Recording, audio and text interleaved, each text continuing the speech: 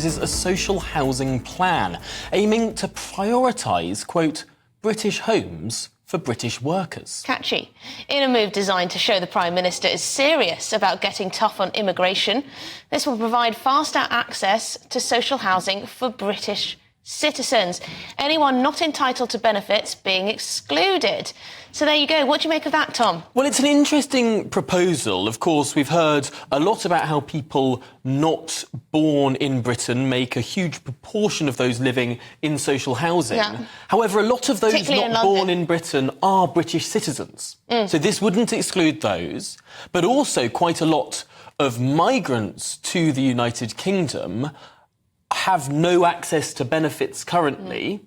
And if you don't have access to benefits, you can't have access to social housing. So quite a lot of recent arrivals are excluded from social housing as things stand. It's only those that have been around for a longer period of time, or those who are classed as refugees rather than economic migrants, who do have access.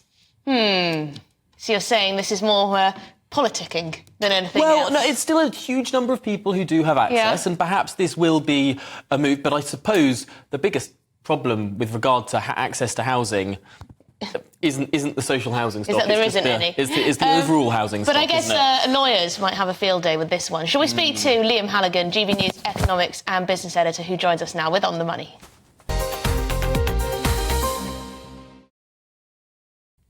Liam, tell us more about what the government is proposing.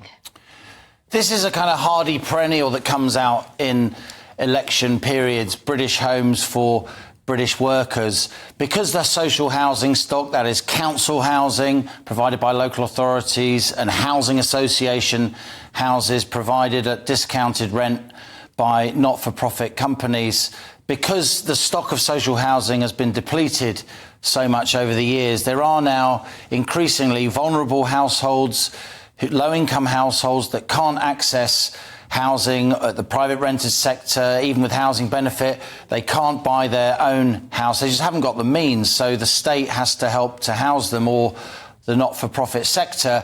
And of course, this causes a lot of umbrage, particularly among lower income workers. Let's have a look at some numbers here, just reflecting on the conversation that you two were just having.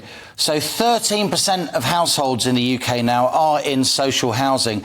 That's down from 32%, a third, in 1979. So the number of people who are housed by the state or housing associations has hugely fallen.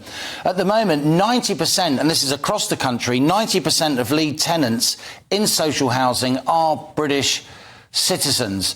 And if you think that 13% of the UK population are ethnic minorities, that means that ethnic minorities are actually underrepresented when it comes to social housing. But there are parts of the country where the number of people not born in Britain who are the lead tenants in new social housing, so when the tenancy changes, is much, much higher, disproportionately high. And this is where the umbrage often is. In Brent, in northwest London, the borough I grew up in, by the way, back in the day, it had the highest number of ethnic minorities and foreign-born nationals in the UK. 40% of new social homes are let to people not born in this country.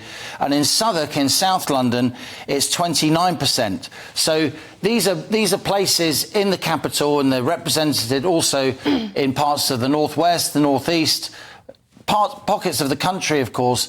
These are areas where there is quite a lot of social deprivation. There is a high need for social housing, where disproportionately a lot of people are on the council house waiting list. 1.3 million people across the country are on the council house waiting list, or 1.3 million households, I should say, often with more 2, 3 or 4 people, including children.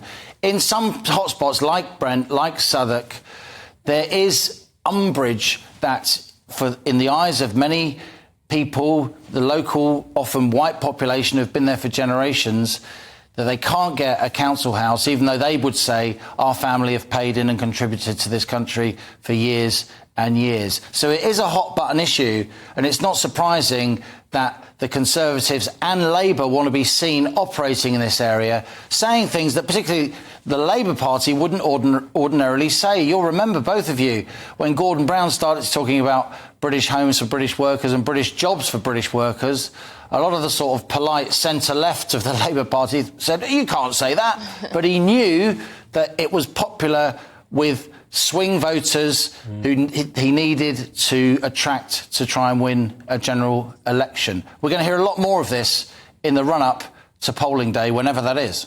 Fascinating that phrase coined by Gordon Brown was coined in the run-up to that 2010 election, an election that I remember he met one Gillian Duffy. Oh, yeah, who he quotes that, was caught on hot mic saying that her opinions on migration were bigoted. Quotes that bigoted woman. Look, as elections, because she wanted to talk about the fact that her town, she felt the culture, the feel, the texture of her town had changed because there had been so many people, in her view, who had come to live in the town who weren't from the town, who weren't from the UK. Yeah. This is going to be a huge issue in the run-up to the election, not just access to social housing, not just British jobs for British workers, of course, but immigration more generally. And we can expect the Labour Party, as it tries to win the centre ground of British voters, the swing voters where elections are won and lost, will be tracking to the right from its normal comfort zone. I mean, it's quite something that this has been called controversial. I think for most people, they would assume British citizens would be given priority when it comes to social housing. But hey, maybe not. Thank you very much, Liam Halligan, GB News business and economics editor.